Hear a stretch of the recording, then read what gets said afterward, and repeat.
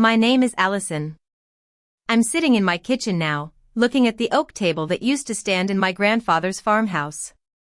The pale coffee rings on it are still there, a silent reminder of the storm that once raged through my family. It all came to a head at that fateful dinner. The farmhouse kitchen was packed with relatives, their faces a mix of curiosity and judgment. My mother, Stella, stood at the head of the table in my grandfather's chair, her eyes cold and determined. "Where's Daddy's money, Allison?" she demanded, her voice cutting through the tense silence. The room went still, and all eyes turned to me. I took a deep breath and set the binder I'd been carrying on the table, right over the worn spot where my grandfather's coffee mug had sat for decades. I rested my hand on the cover, feeling the weight of the truth I was about to reveal. As I opened the binder, I remembered how it all started. I'm a bookkeeper by profession, handling accounts for a local flower shop, a small bakery, and a carpenter who still gives me his receipts in a shoebox. I'm good at what I do, and I take pride in it. My grandfather, Henry, was the same way. He was a respected farmer in our town, owning a large piece of land on the outskirts. For 10 years, every Sunday after lunch, I'd drive out to his farm and we'd sit at that oak table, going over his books. "Numbers don't lie, Allison," he'd say, pointing at the columns with a red pen. "People do." I used to laugh at his words, but as I got older, I realized the wisdom in them. When his health started to decline, he named me his executor because he knew I'd handle his affairs with integrity. It was a Tuesday when my mother called. Her voice was urgent, demanding. "Allison, we're going to lose the house. Just move some of your grandfather's money over. The bank won't wait." I was taken aback. My grandfather had passed away 6 weeks ago, and I was in the process of settling his estate according to the law. I told her no, calmly and firmly. But my mother didn't take no for an answer. The next morning, the whispers started. By the end of the week, almost the entire family believed I'd stolen from a dead man. I couldn't believe what was happening. How could they think I'd do such a thing after all these years of being honest and trustworthy? My brother, Ryan, who's 36 and has always been a bit of a dreamer, showed up at my house one day. "We need to talk, Allison," he said, his voice full of authority.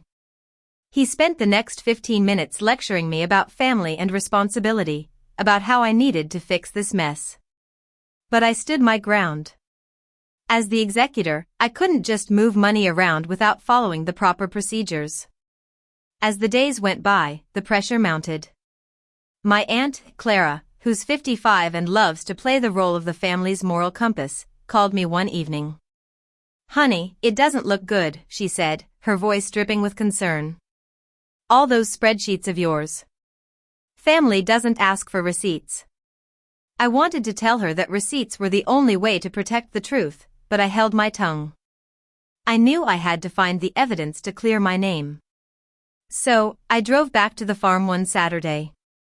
The kitchen was cold and quiet, just like I remembered it. I sat at the table and spread out my grandfather's bank statements. As I went through them, I noticed a thin stack of papers I hadn't seen before. Handwritten on the top was "promissory note." My heart skipped a beat as I realized what it was. It was a record of the loans my brother had taken from my grandfather over the past 2 years. There were several notes, each signed by Ryan, totaling $48,000. Not a single dollar had been repaid. I couldn't believe it. My brother had been secretly borrowing money from my grandfather, and now he was letting me take the blame. I felt a mix of anger and sadness. Anger at Ryan for his betrayal, and sadness that my family had so easily turned against me.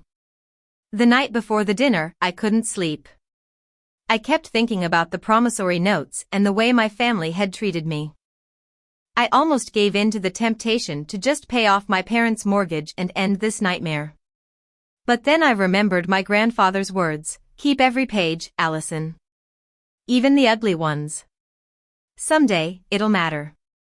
So, I got up before dawn and sat with the binder, going over every detail one last time. By the time the sun came up, I was ready. I put on a simple black dress and drove out to the farm, determined to set the record straight. Back in the kitchen, I looked up at my mother and said, "I'll show you. I'll show all of you every dollar." I turned to the first tab in the binder and began to read. 2 years ago, my grandfather's accounts held $200,000. When he died, they held $23,000. Here's where the rest went. I explained how $75,000 had gone to my grandfather's care in a nursing home after he had a fall. I showed them the stamped invoices, proving every expense. "He never wanted any of you to know how scared he was at night," I said, my voice choking with emotion. Then I turned to the next tab. "He set up an education trust for his great-grandchildren, $65,000. It's locked away for their college, so none of you can fight over it." I pointed to the lawyer, Miss Linda Harris, who was sitting in the corner of the room. She nodded, confirming the authenticity of the trust. The room was silent as I continued. "And then there's this." I laid the promissory notes on the table one by one. Ryan borrowed $48,000 from my grandfather over 2 years, and he never paid it back. Ryan's face turned red. "Those are private," he shouted. "That's between me and Grandpa. You had no right." I looked at him calmly. "I'm the executor. Every debt owed to the estate is my business. The books have always said you owe this money." My mother's face went pale. She reached for the back of the chair to steady herself. "Ryan, what is this?" she asked, her voice trembling. Ryan glared at me with hatred in his eyes. "She's twisting it," he said. But the truth was on my side. My Aunt Clara tried to defend the family's honor. "Family doesn't ask for receipts, Allison," she said, her voice shrill. I looked at her over the top of my grandfather's reading glasses and replied, "These receipts are the only reason nobody in this kitchen is talking to a prosecutor tonight. If I hadn't kept records, $48,000 would look like it disappeared on my watch." Ms. Harris spoke up from her chair. "I drew that trust myself. I've reviewed Allison's accounting. It's complete and correct. You're welcome to contest the estate, but it'll cost you. A court will order the exact same accounting." My mother sat down, not in my grandfather's chair but in a plain one along the side. For the first time in weeks, she looked at me directly. There was no apology in her eyes, but there was a dawning realization of what she'd done. The relatives stopped looking at me and started looking at Ryan and my mother. Renee, my cousin, quietly moved to stand behind my chair, putting a hand on my shoulder. My father, David, stood by the door, his cap in his hands, silent as always. I closed the binder. "You all wanted to know where Grandpa's money went. Now you know. It went to keep him safe, to send your children to school, and to a brother who never paid him back. None of it went to me. I kept every page." After the dinner, things didn't change overnight. Ryan never called to apologize. My mother took the $98,000 certificate of deposit that my grandfather had left for her in his will.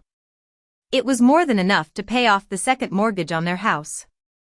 She never said she was sorry, but a few weeks later, she called and said, "You really did keep it all straight, didn't you?"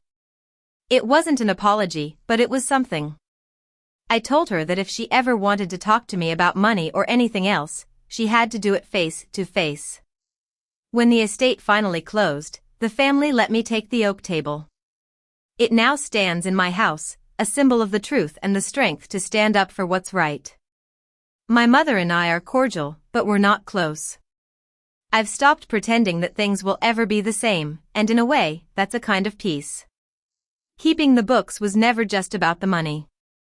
It was about refusing to let the truth be buried under lies and gossip. And I learned the hard way that saying no to your family isn't the same as stealing from them. This is my story, a story of family, betrayal, and the power of the truth.